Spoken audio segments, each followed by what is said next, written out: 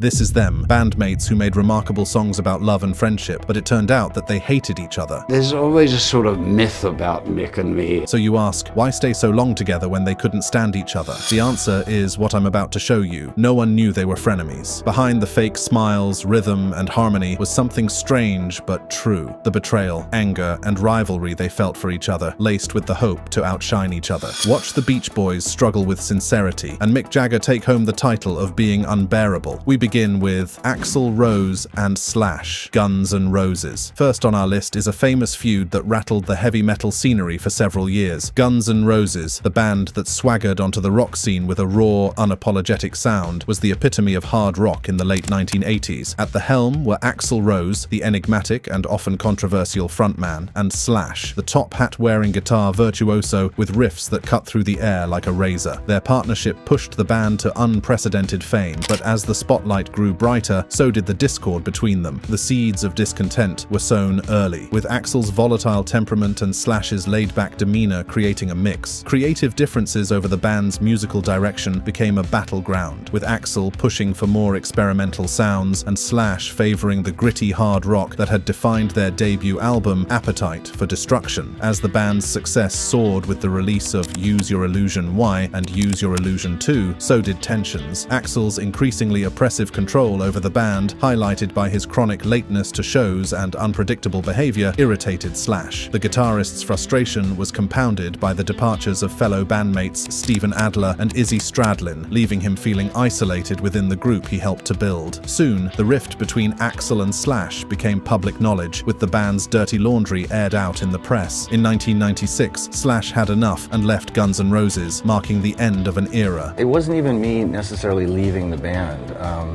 It was not continuing on with the new band that Axl put together. For over 2 decades, the pair remained estranged, with both pursuing separate projects and occasionally trading barbs through the media. However, in a turn of events that shocked the rock world, Slash and Rose reconciled, leading to a historic Guns N' Roses reunion in 2016. The Not in This Lifetime tour saw the duo performing together for the first time in over 20 years, proving that time can indeed heal some wounds. While the full story behind their reconciliation remains private, the sight of Slash and Rose sharing a stage once again was a moment of triumph for rock fans everywhere. Next up, we have an iconic group. This is the story of Mick Jagger and Keith Richards of the Rolling Stones, a duo with music that defined the rock and roll genre. But the feud within the group was just as legendary as their music. Mick Jagger and Keith Richards, the Rolling Stones. Synonymous with rock and roll longevity, the Rolling Stones have weathered the storm of over 5 decades in the limelight. Central to their enduring success is the dynamic between Mick Jagger and Keith Richards, a partnership that has produced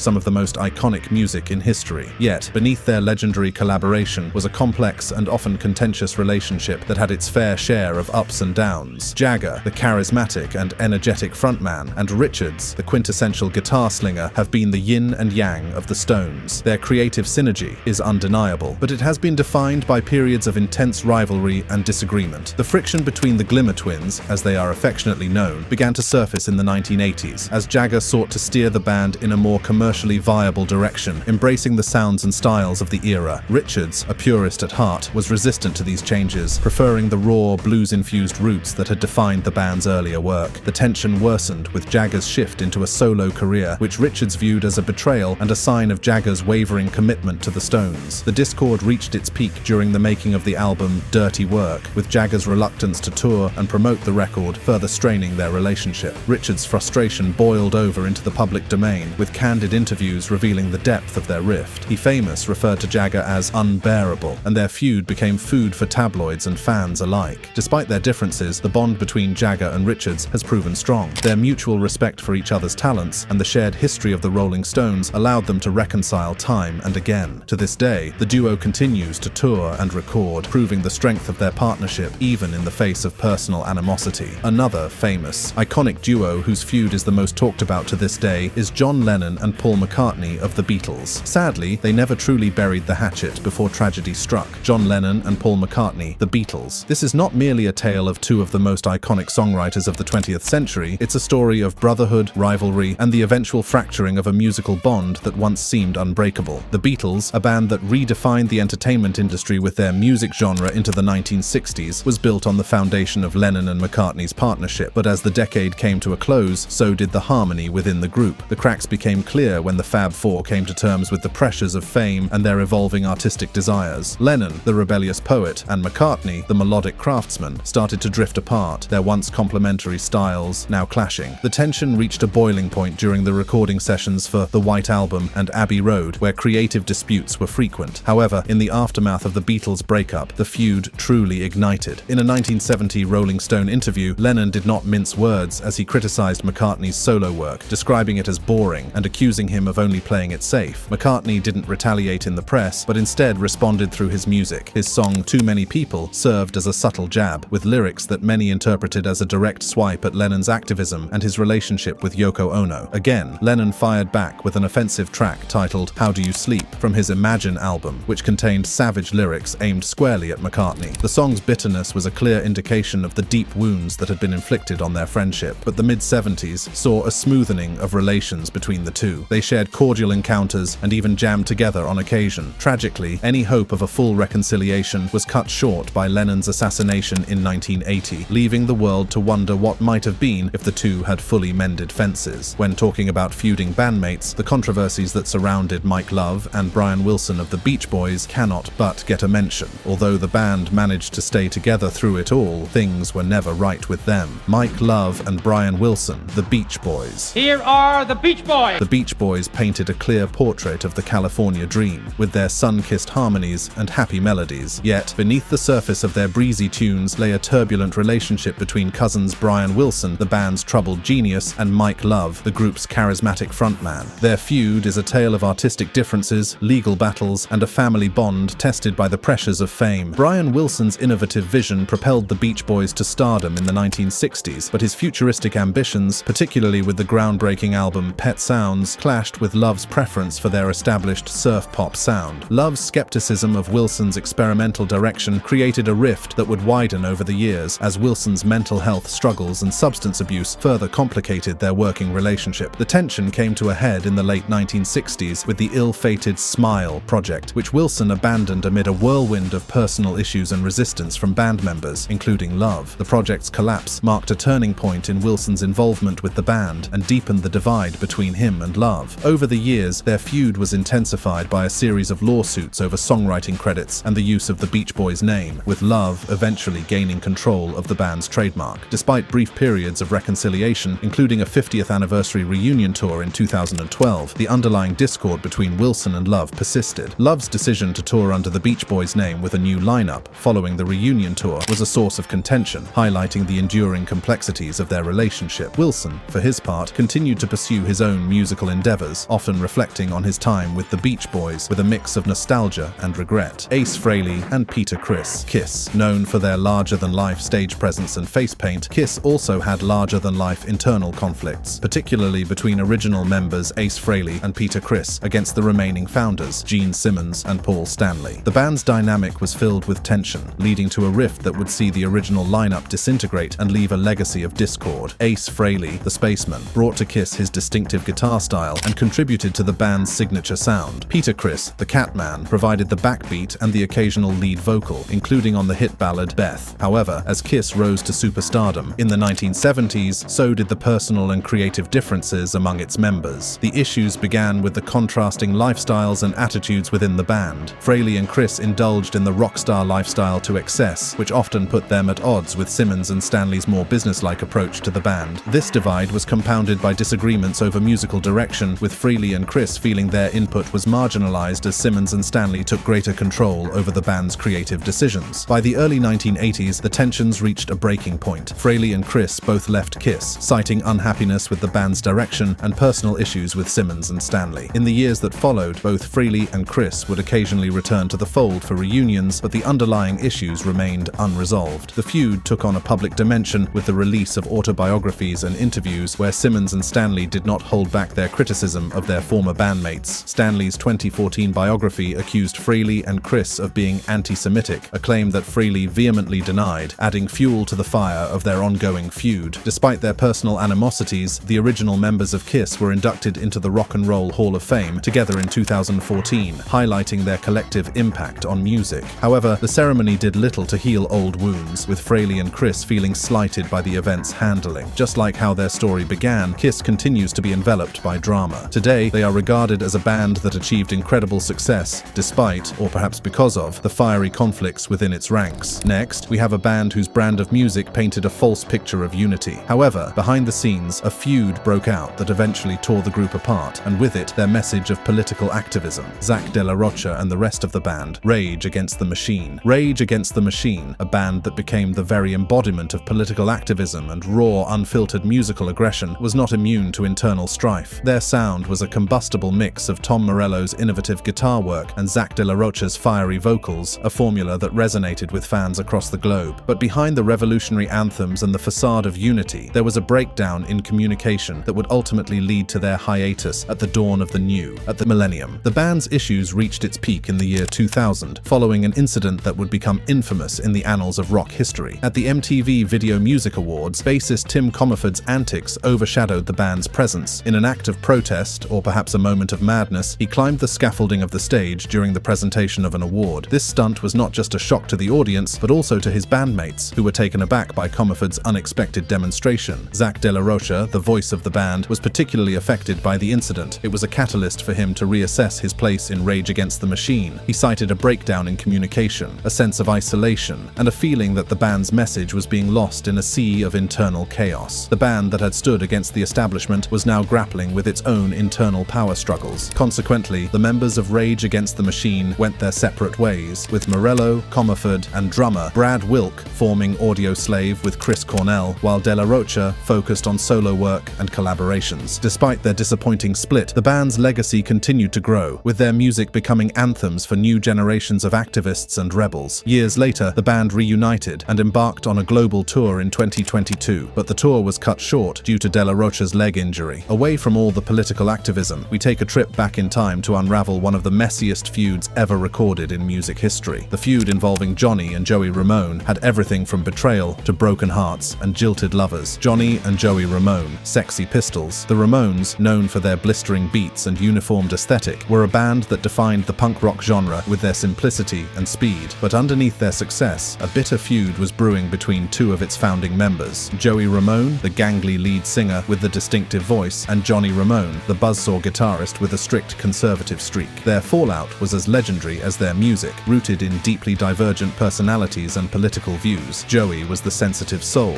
an oddball with a heart of gold, while Johnny was the taskmaster, a no-nonsense disciplinarian who kept the band on a tight leash. This clash of temperaments set the stage for a rivalry that would endure throughout the band's career. Over time, the feud took a personal turn that transcended the usual band disagreements. In a twist worthy of a Shakespearean tragedy, Joey's girlfriend, Linda, left him for Johnny, an act that cut Joey to the core and created a rift that would never heal. Johnny and Linda later married, and though Joey and Johnny continued to perform together, they reportedly stopped speaking to each other off stage. The animosity was so intense that it tore through the band's dynamic, with Joey and Johnny often recording their parts separately and avoiding each other as much as possible. Despite the personal enmity, the Ramones maintained their professional relationship, delivering their brand of punk rock to adoring fans around the world. The Ramones eventually disbanded in 1996, but the feud between Joey and Johnny persisted. When Joey passed away in 2001, Johnny reportedly did not reach out in his final days, an action that revealed the depth of their estrangement. This type of falling out wasn't synonymous with this iconic band alone. Eddie Van Halen and David Lee Roth of Van Halen had a monumental clash of egos that became an obstacle to the rising fame of the band. Eddie Van Halen and David Lee Roth, Van Halen. The high-flying antics and electrifying performances of Van Halen were not just for show. They mirrored the volatile relationship between lead vocalist David Lee Roth and guitarist Eddie Van Halen. Their feud is a rock and roll tale of creative differences, clashing egos, and the struggle for control of one of the most explosive bands in music history. From the outset, Roth's flamboyant persona and showman antics were at odds with Eddie Van Halen's virtuoso musicianship and focus on the band's musical evolution. As Van Halen rose to stardom in the late 1970s and early 80s, tensions simmered. Roth's desire for the spotlight and his penchant for over-the-top performances clashed with Eddie's dedication to his craft and the band's direction. The release of their album, 1984, brought these tensions to a head. Roth felt marginalized as Eddie began to experiment with synthesizers, a departure from the band's signature guitar-driven sound. The power struggle reached a boiling point, and Roth left the band in 1985, embarking on a solo career that would never quite reach the heights of his tenure with Van Halen. Their feud continued through the press, with both parties taking shots at each other other's artistic integrity and personal character. A brief reunion in 1996 for the MTV Video Music Awards ended disastrously, further cementing the divide between them. It wasn't until 2007 that Roth and Eddie Van Halen buried the hatchet and embarked on a reunion tour. However, the reunion was riddled with the same old conflicts, and their relationship remained strained. Eddie's passing in 2020 brought an end to one of rock's most legendary partnerships, leaving fans to reflect on the legacy of a band that burned twice as bright but half as long due to the fiery feud between its leading men. Next, we move on to a controversy that rocked the metal world and left fans in mourning for the loss of a budding star due to the recklessness of Motley Crue's singer Vince Neil. Motley Crue's singer convicted of manslaughter. It was December 8, 1984, when Vince Neil, fueled by alcohol, decided to make a liquor store run in Hollywood. Beside him in the passenger seat was Nicholas Razzle Dingley, the drummer for the Finnish rock band Hanoi Rocks, who were in town and had been partying with the members of Motley Crue. Neil's blood alcohol level was well over the legal limit when he lost control of his sports car, swerving into oncoming traffic and colliding head-on with another vehicle. The two occupants of the other car suffered serious injuries, but it was Razzle who bore the brunt of the tragedy, dying from his injuries at just 24 years old. The metal world reeled in shock as the news spread like wildfire. The fallout was swift, but the punishment was hugely debated. Vince Neil was charged with vehicular manslaughter and driving under the influence. However, the court's verdict was a mere slap on the wrist. Neil served only 30 days in jail, a sentence that sparked outrage and disbelief. The public's anger was further inflamed when Neil was quoted in a 2010 interview with Blender magazine, reflecting on the incident with a chilling nonchalance. He acknowledged the power of wealth in his lenient sentencing, admitting that he should have gone to prison and that the whole situation was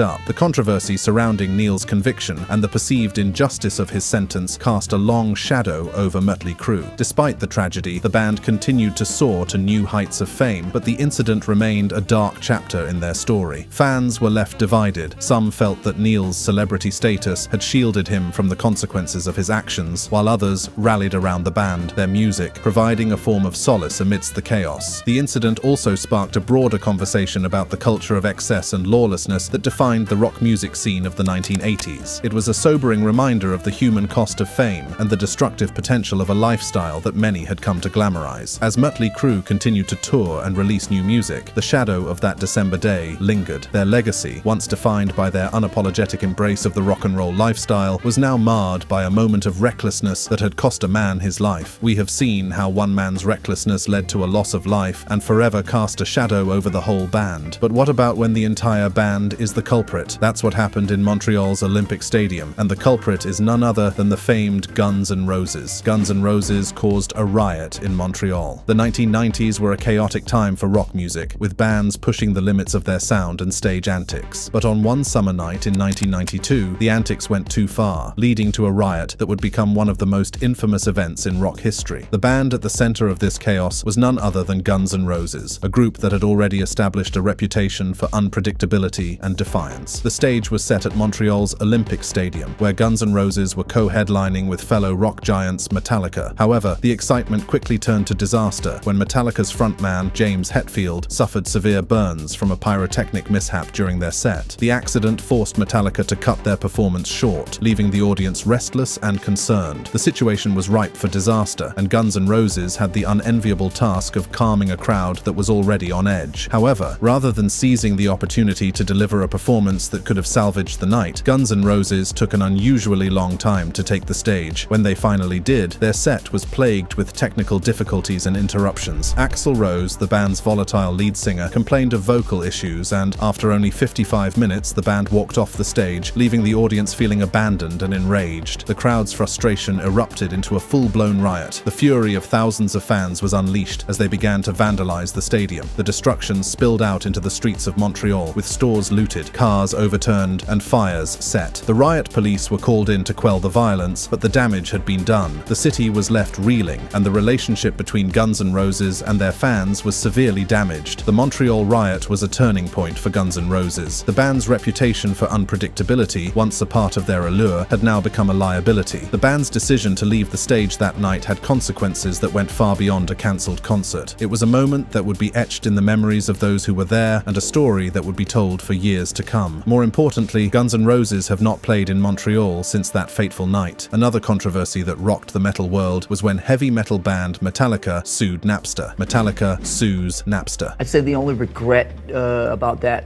13 years ago was that we were not quite prepared. The dawn of the 21st century brought with it a digital revolution that would forever change the music industry. At the heart of this transformation was Napster, a peer-to-peer file-sharing service that allowed users to easily exchange music online. While many embraced the new technology, it also sparked one of the most significant controversies in the history of heavy metal when Metallica, one of the genre's most revered bands, took a stand against the service. The controversy began when an unfinished demo of Metallica's song I Disappear found its way onto Napster and was subsequently played on radio stations across the country. This breach of the band's control over their own music was the catalyst for a legal battle that would pit Metallica against Napster and its users. In the year 2000, Metallica filed a lawsuit against Napster, accusing the company of copyright infringement and facilitating the unlawful distribution of their music. The lawsuit extended beyond Napster itself, as Metallica also targeted universities and even individual users who they claimed were complicit in the unauthorized sharing